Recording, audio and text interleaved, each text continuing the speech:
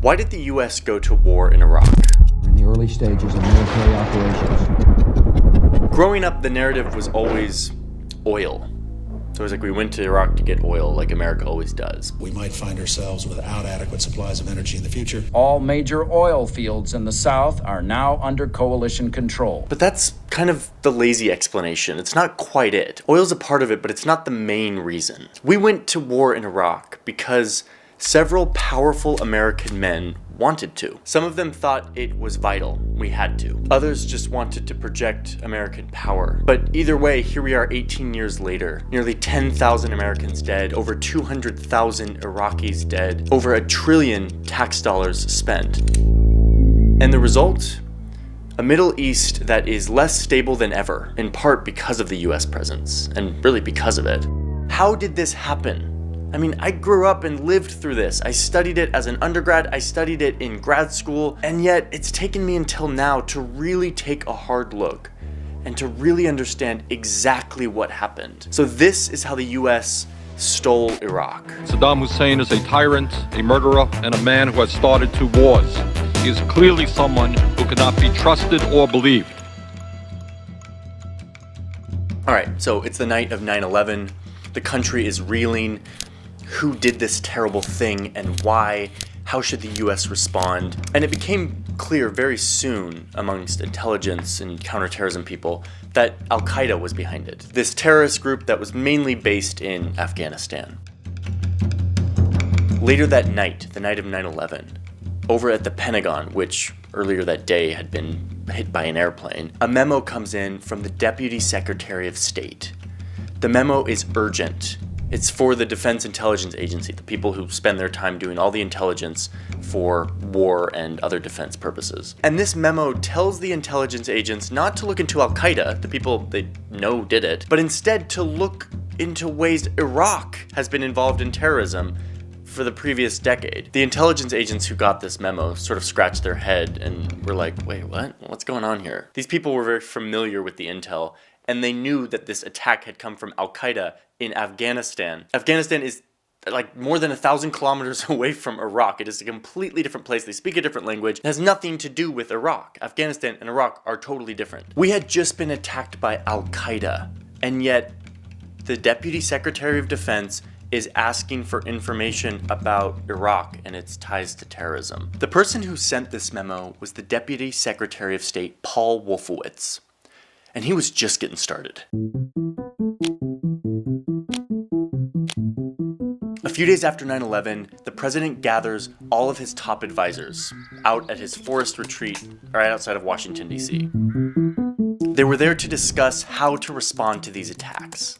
The focus of this discussion was, of course, Afghanistan. How do we retaliate against Al-Qaeda, this terrorist group that has been given sort of a safe haven by the government of Afghanistan? So they're sitting in some conference room in some lodge in this forest retreat, debating how they're going to retaliate against Al-Qaeda. And who pipes up again but this guy, Paul Wolfowitz, this time with the support of his boss, Secretary of Defense Donald Rumsfeld. So Wolfowitz pipes up and he's like, you know, 9/11 was a pretty sophisticated attack. There's no way that this ragtag terror group of Al-Qaeda could have pulled it off all alone. They probably had help from Saddam in Iraq. And then Wolfowitz says that when it comes to global terrorism, Saddam is actually the head of the snake. He actually said that. Basically saying that Saddam is behind all of this. And everyone in the room is sort of like, what the hell is this guy talking about? Saddam Hussein is a really bad guy, but he's not the head of the snake of international terrorism. Like, what? All these people, these like very informed international like advisors. Oh man. After some astonished glances, the head of the Counterterrorism Center raises his hands and says, Mr. President, quote, we were attacked on 9/11 by Osama bin Laden and Al-Qaeda in Afghanistan. Saddam Hussein in Iraq has nothing to do with this. It's just like, I'm sorry. I feel like as an 8th grader at this time, I was asking these questions where I was like, is Iraq the same as Afghanistan? And here are like the leaders of our country having to explain that like Saddam Hussein has nothing to do with Afghanistan and Al-Qaeda. So this meeting at Camp David, they move on and they keep talking about these plans to bomb Al-Qaeda. But Paul Wolfowitz is stubborn and he does not give up.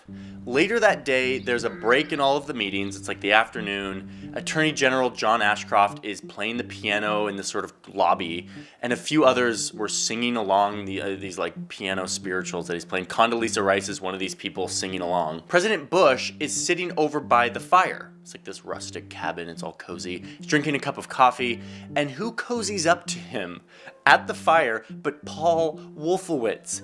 And Bush is like, ugh, here we go again. So he's like, listen, check out my plan.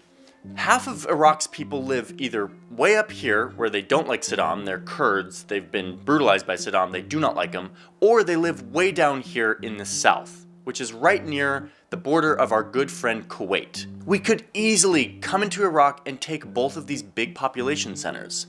Oh, and in doing so, says Paul Wolfowitz, we could naturally take the major oil fields in Iraq, thus cutting off Saddam from his main revenue source. Or, in other words, he said, making Saddam, quote, the mayor of Baghdad. He would only have power in Baghdad. He would be cut off from the north and south of his country. In this moment, I can almost see George Bush's ears like literally perking up when he hears this last part about cutting off the oil supply.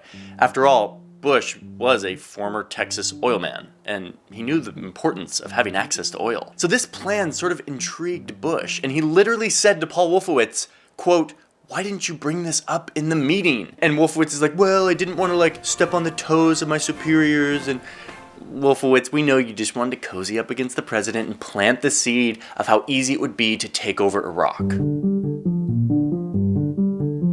So put yourself in George Bush's shoes for a second. Your country was just brutally attacked on your watch, and you are completely at a loss of what to do. There's no clear, easy target to retaliate against. After a day of meetings of sitting around trying to figure out how to retaliate, George Bush is realizing that retaliating against a tiny group of terrorists living in caves in Afghanistan is like trying to hit smoke with a baseball bat. Kind of impossible. What George Bush wanted and felt like he needed, and it turns out what a lot of American lawmakers also wanted, was a clear, decisive target. Not to try to hit smoke with a baseball bat, but a nice, solid hit. A home run. So I believe this day at Camp David, 4 days after 9/11, is when President Bush decided that he would find a way to invade Iraq. To make Americans and himself feel like he was actually doing something definitive, like toppling dictators, as a rebuttal to the terrible attacks of 9/11. Even though Iraq had nothing to do with Al-Qaeda, he and his people around him would find a way to make a connection. If they're harboring terrorists, why not go in and get them? Well, the evidence is pretty conclusive that the Iraqis have indeed harbored terrorists. So over the next year, this seed that Paul Wolfowitz really planted and nourished in George Bush's mind starts to spread to everyone around him. And they start to find a way to sell the American public on this idea of war with Iraq. They get the British on board, and soon there's a full-blown debate which revolves around this story that Saddam has really big, terrible weapons, and that he will likely give those weapons to terrorists who will strike the United States in another 9/11 type attack, but way worse. The debate about the war against Iraq has divided many along the political spectrum. Real concern about this rush to war. And Bush just kept saying weapons of mass destruction over and over again because he learned that short phrase. Very dangerous weapons of mass destruction into this country. But wait, hold on a second, don't be fooled. The lead up to the Iraq War is often remembered as this robust debate about WMDs, weapons of mass destruction. Saddam Hussein will continue to increase his capacity to wage biological and chemical warfare and will keep trying to develop nuclear weapons. But I'm here to tell you that you need to think differently about it. The decision to go to war in Iraq was already made. It was made moments after 9/11, when a small group of powerful men imagined a glorious military campaign to liberate oppressed Iraqis and topple a dictator to make themselves and their country feel like we got a home run after we were attacked. From there, everything molded to fit that decision. Did Saddam Hussein have weapons of mass destruction? Did he want to give those to terrorists? No, there was no evidence. The little evidence there was threadbare and super speculative. But these guys turned into sort of like tea leaf readers, where you could look at the tea leaves and see whatever you need to to support the decision that they made many months earlier. And it wasn't just these guys. Soon, this vision of toppling Saddam and having this American victory spread to the American Congress, Republicans and Democrats, who were also getting on board with this idea of America, a force for good, toppling the bad guy. It's a really wild study in human psychology. When you're a true believer in something, you really, really believe that you need to do something. Everything you see confirms what you want to believe or what you need to believe. We all do it, but it's just scary when our leaders are doing this, and they're doing it on beliefs and decisions that have deep ramifications for human suffering. So yeah, you can go over the debates and the intelligence and the back and forth on whether or not Saddam had weapons of mass destruction. It was all a show to help these people confirm what they already decided they wanted to do. So by the end, after weapons inspectors had done like 700 inspections and found no weapons, this group of guys eventually just start resorting to full-on lying. Dick Cheney gets up in a speech and says, Simply stated, there is no doubt that Saddam Hussein now has weapons of mass destruction. well, there was plenty of doubt. In fact, he simply stated there can be no evidence that Saddam has WMD, was the reality at the time. Even the Secretary of State, Colin Powell, who was totally against this fanciful vision of going and invading Iraq, even him eventually got on board, painstakingly getting in front of the UN and going over a bunch of thin or non-existent evidence and claiming that it was watertight. My colleagues, every statement I make today is backed up by sources, solid sources. These are not assertions. What we're giving you are facts and conclusions based on solid intelligence. Solid intelligence. No. These are words that Colin Powell has lived to regret for the rest of his life. A lot of people saw Colin Powell as like the one sane guy in the room. And so here at the UN, when he's drinking the Kool-Aid and backing this intelligence, a lot of people got on board. By October 10th, 2002, the US Congress was fully on board. Almost all the Republicans in the chamber, as well as a sizable group of Democrats, voted to authorize the U.S. to use force against Iraq. Senate Joint Resolution 45 to authorize the use of United States armed forces against Iraq.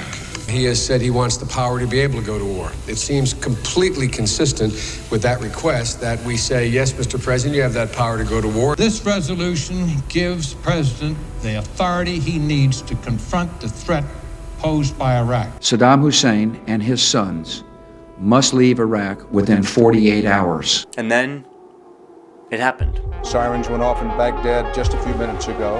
An air raid is in progress over Baghdad. Explosions in Baghdad. Our nation enters this conflict reluctantly. That an estimated 30 Iraqis surrendered at the border.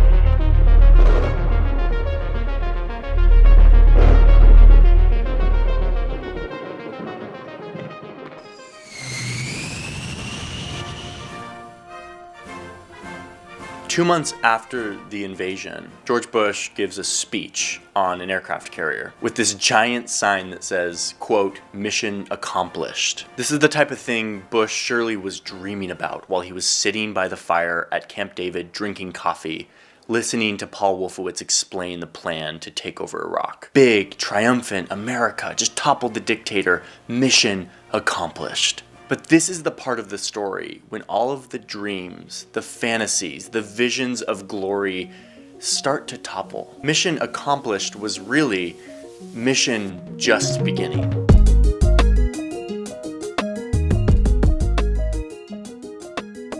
One of the first things that the US did when they took over Baghdad was they dissolved the huge Iraqi military. They just said, no, we don't want you anymore, all of you commanders and leaders, soldiers, you're out. We're going to start fresh. In typical simplistic thinking of these visionary leaders, the idea was that doing so would allow them to start totally fresh with a new army completely rid of any sort of influence of Saddam Hussein. So now you have a bunch of ex-Iraqi army members who are angry at the United States and unemployed. Oh, and all of them have extensive military experience. There is a large number of former Iraqi soldiers that are unemployed now.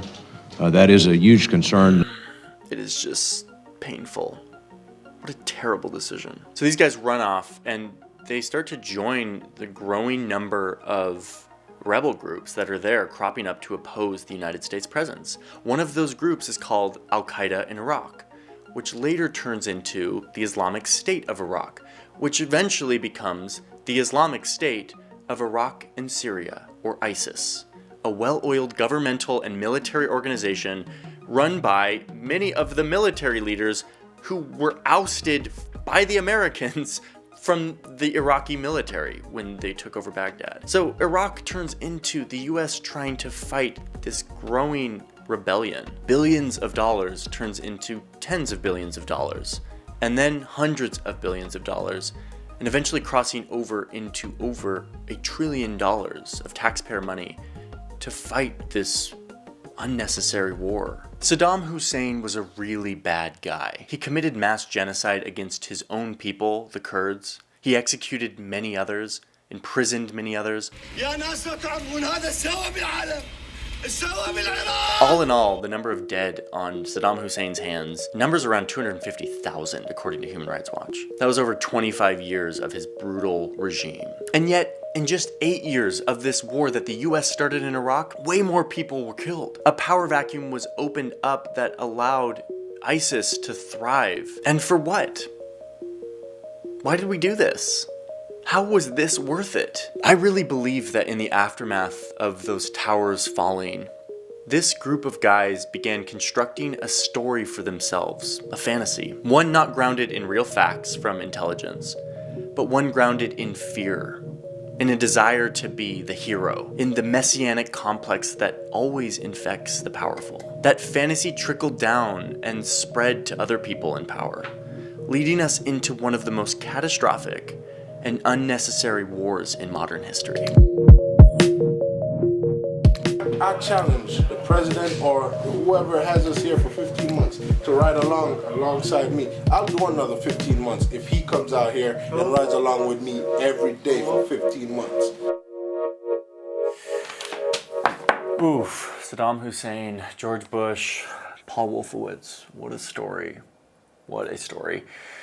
Yeah.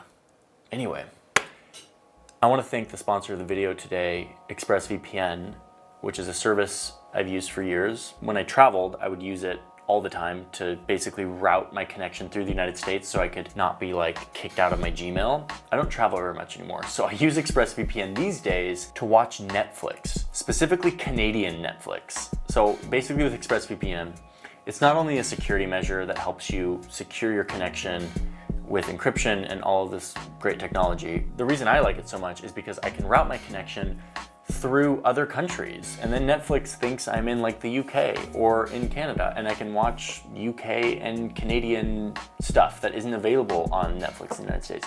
This is actually the case with a lot of different streaming services. I love ExpressVPN. It's super easy. It's in like the menu bar of my computer, and all I have to do is click it and decide the country, and boom, I'm there, like within a few seconds. Oh, and the best part is you can get 3 months of this literally for free if you use the link in my description. It's expressvpn.com/Johnny Harris. When you click that link, it helps support this channel, but it also gives you 3 months literally free, zero money to like use this. Thank you ExpressVPN for supporting this channel, and thank you all for watching. If you want more Middle East content, there is endless. That's what I studied in my undergrad, was Middle Eastern politics, and there's just a lot. So I'm gonna get there. I'm gonna get to the rest of them if you all want it, because there is endless videos I could make from the Middle East.